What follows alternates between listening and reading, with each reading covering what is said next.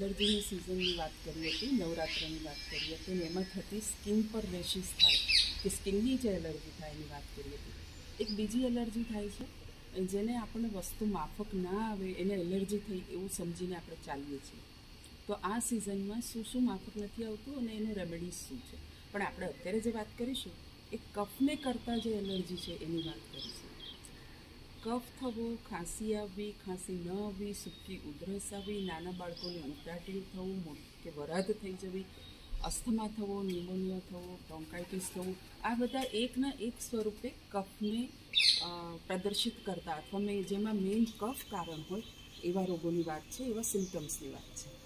હવે આ દરેક વસ્તુ જોવા જઈએ તો દરેક સ્ટેજ પર કંઈક અલગ અલગ થતું હોય છે. નાના બાળકોને થતું હોય એવી રીતે મોટાને પણ થતું હોય. પણ અત્યારે જેમ જેમ વાતાવરણમાં ઠંડક થતી જાય છે અને ઠંડા વાતાવરણમાં જે પણ પ્રદૂષિતતા છે નીચે બેસે છે અને એના કારણે માણસો જે શ્વાસ લે છે એની અંદર એ લોકોને ઠંડક, બહારની ઠંડકના કારણે અને જે પોલ્યુશન જાય છે એના કારણે અસ્થમા થાય, ઉધરસ આવે, નાકમાંથી પાણી પડે, માથું ભારે થઈ જાય, આંખમાં ખૂબ ખંજવાળ આવે અને નાના બાળકોને ઉટાટીયું, વરાધ, શ્વાસ વગેરે થઈ જતું હોય છે. તો એનેથી દૂર રહેવા માટે, એટલે આ બધી વસ્તુ આપણને થાય જ નહીં એના માટેનું એક સાયન્સ પ્રિકોશન જેને કહેવાય એ આયુર્વેદમાં બહુ સરસ રીતે વિકાસ પામેલું છે. આજે આપણે એમાંની 2 વનસ્પતિની વાત કરીશું કે જે બિલકુલ સરળતાથી ઉપલબ્ધ છે. First of all. Second thing કે તમે બધા એને ઓળખો છો, છતાંય આજે આપણે એના વિશેની થોડી વાત કરીએ. એમાંની એક છે એ તુલસી. આ તુલસીના પાન છે. તુલસી ઘણી જાતની છે પણ યુઝવલી આપણે ત્યાં રામ તુલસી, શ્યામ તુલસી તરીકે ઓળખાતી તુલસીઓ છે, એના પાનનો રસ. અને બીજી વનસ્પતિ છે કે જે ઘરે ઘરે ખરેખર હોવી જોઈએ પણ નથી, તો એ વનસ્પતિ છે અરડુસી. આ અરડુસીનું પાન છે.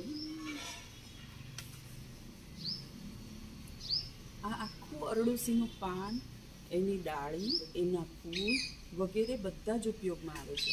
જ્યારે 2 કે 3 પાન લઈ અને એમાં તુલસીના 10-12 પાન નાખી એનો ઉકાળો બનાવવામાં આવે અને રોજિંદા વ્યવહારમાં આપણે જેમ ચા બનાવીને પીએ છીએ, જેમ તુલસીની ચા બનાવીએ છીએ, તુલસીનો ઉકાળો બનાવે છે, એમ તુલસી અરડુસીને સાથે મળી અને રોજ સવારે આપણે લોકો જો લઈએ તો કેટલા બધા રોગોમાંથી બચી જવાય છે. અરડુસીને અને તુલસીના સ્વરસને, એટલે કે એ બંનેના પાનને કાઢીને જે રસ લેવામાં આવે છે એ ઇન્જેક્શન જેવું કામ કરે છે.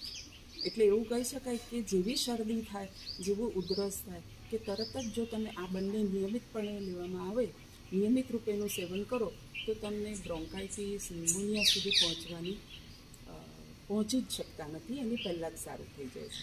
અત્યારે જે રાતના ટાઈમે માણસોને ખૂબ ઉધરસ આવતી હોય છે, નાના બાળકોને ઉટાટીયું થઈ જતું હોય છે કે હુપિંગ કફ થતો હોય છે, તો અત્યારની સિઝનથી જ રોજ સવારે સાંજે આ બંને વસ્તુનો રસ આપવાનું શરૂ કરી દો તો તમે બહુ મોટી બધી ગંભીર બીમારીમાંથી બચી શકો છો.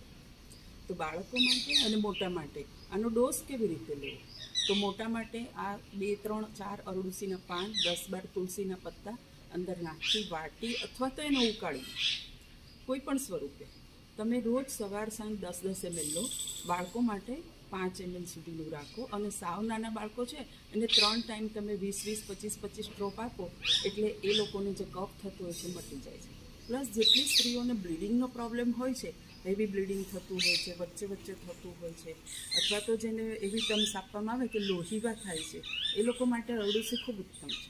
તો એ લોકો પણ નિયમિતપણે 2-3 મહિના સુધી અરડુસીનું સેવન કરે તો આ લોહીવાની બીમારીમાંથી બચી જાય છે. તો મિત્રો આપણે એનું સેવન કરવાનું શરૂ કરીએ. Thank you.